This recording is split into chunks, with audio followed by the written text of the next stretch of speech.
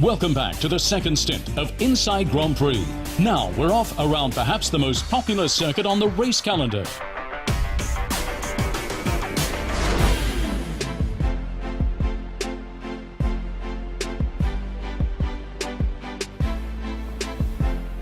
Hi, I'm Nico Halkenberg, driver for Sahara Force India.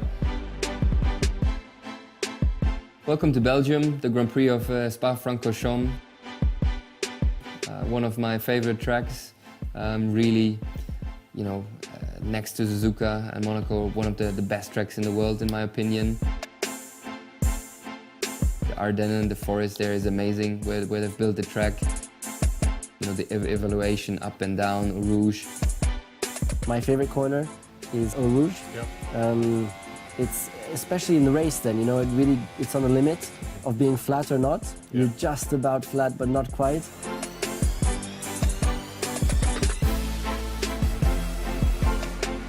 You can't see the end of the corner. So you're driving down, first of all, massive compression. I probably get about 2 centimeters shorter at the bottom there. Then it goes straight up over the bumps, massive bottoming. And then straight up, and I'm looking into the sky. I just see blue sky. And by memory, from the previous laps, I need to remember more or less where to aim the car.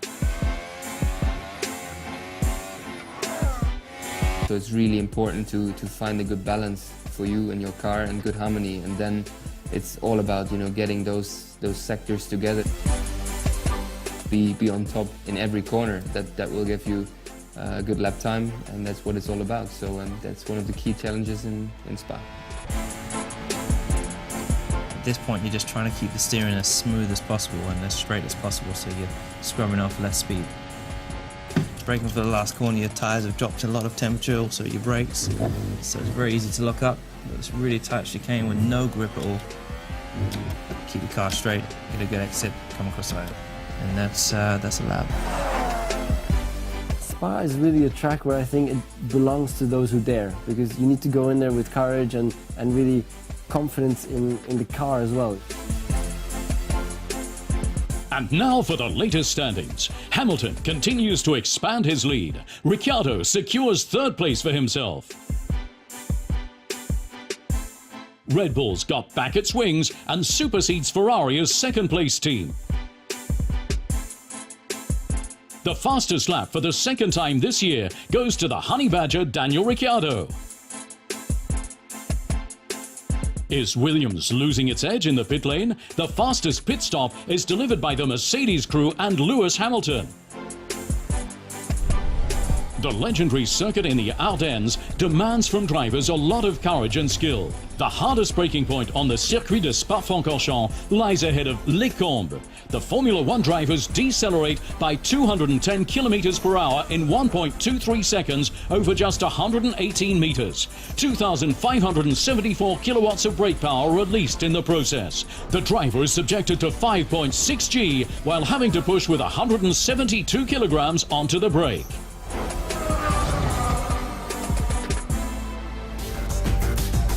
And now, in Spa, both a curse and a blessing. Downforce.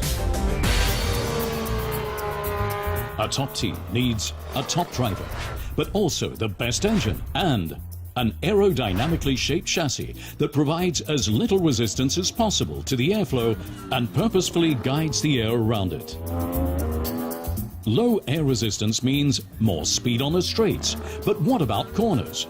This is where the chassis' second role comes into play. Creating downforce onto the track, the stronger the car grips the ground, the better engine, brake and steering power can be transferred. To be a high flyer, a Formula One car needs to keep its feet on the ground. The principle works in essence as for aircraft, only vice versa. Compared to the slower airflow above it, the faster airflow under a wing creates negative pressure, which pushes the car down onto the ground.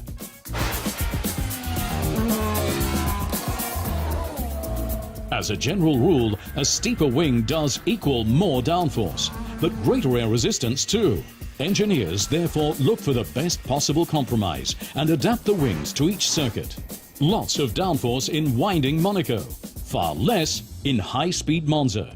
Spa remains a case for itself. Actually, it's quite interesting because some of the sectors of the track require very low downforce and some of them require very high downforce. So you do see a variety amongst the different teams as to where they have strength in the relative sectors. In the current chassis, downforce is primarily generated by three elements. At the rear by diffuser and wing, and at the front by an increasingly complicated front wing system. The side effect, dirty air, severe air turbulence behind the car. It's difficult to follow the car in the slipstream and overtake. You want to have a nice flow of air, let's say a steady flow in front of your car, such that you can use aerodynamics at best. If you have turbulence due to a car running in front, this air is so-called dirty, so you don't use your aerodynamics at best. Harder overtaking does not exactly produce thrills on the track. Some teams' engineers therefore hope to get something back that these days is only used to a limited extent: ground effect. The principle works as with the wings, but utilizes the whole car. The air flows under the chassis faster than on top. The negative pressure created in this way sucks the car onto the track. The man who developed the ground effect was none other than legendary designer and Lotus founder Colin Chapman. He was a great innovator, a great designer, a brilliant man, a brilliant mind. The first ground effect car was Chapman's Lotus 78. It had inverted wings attached under the chassis on both sides, where skirts prevented the air from escaping. That created 3 times greater downforce, while air resistance remained unchanged. In the next model, the Lotus 79, Mario Andretti won 6 races and the World Championship in 1978. While 2017 is not going to bring a return to the ground effect, the trend in downforce is quite clearly back to its roots. Wider cars and wider tires bringing more mechanical grip, designed to reduce the effects of turbulent air, and thus to make the races even more exciting. Now, the most successful Belgian on wheels, Jackie X. Charm, radiance, and this devilish Hollywood smile. Jackie Ikkelsen, better known as Jackie X. To this day, he's regarded as the world's best all-round driver. Over 30 years, X excelled in all forms of motorsport. But at Spa, the height of his success was just 1/3 place. There is a time for everything in life. I had a lucky time in the past. I have been reasonably successful everywhere.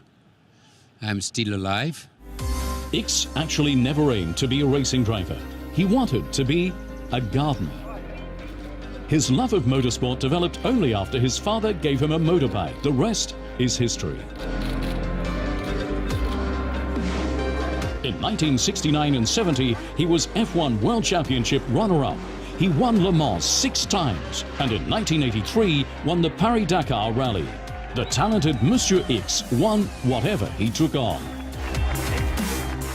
You know, it's very difficult to judge which was the best car, which was the best circuit, but I can tell you, my days in racing are shared between Ferrari and Porsche, and both of them very successfully.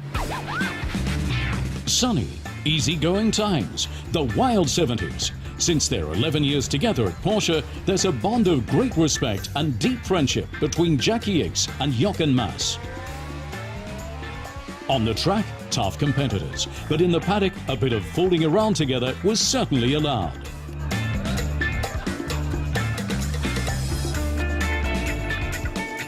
Ich habe während der Grand Prix manchmal bei ihm gewohnt, in Belgien. During the Grand Prix, I sometimes lived with him in Belgium. He was a very introverted man, an intelligent guy. For me, extremely likable, always very honest. A classic older driver who still incorporated something that has been somewhat lost today. Die noch irgendetwas in sich trugen, was heute ein bisschen verloren ging. 71 years of age, but full of life like a 40-year-old. The bustling charmer and an old love that never corrodes. A bit of Spa is always there.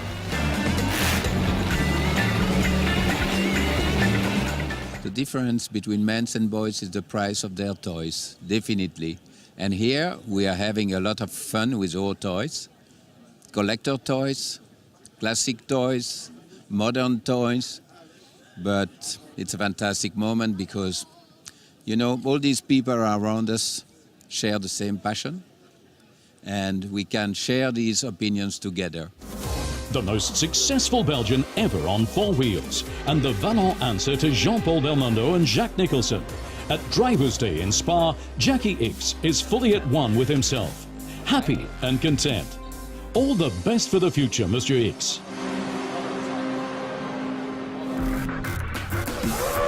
That was Inside Grand Prix for today. In the next program, everything about the Grand Prix in Italy. But first, enjoy the race in Spa.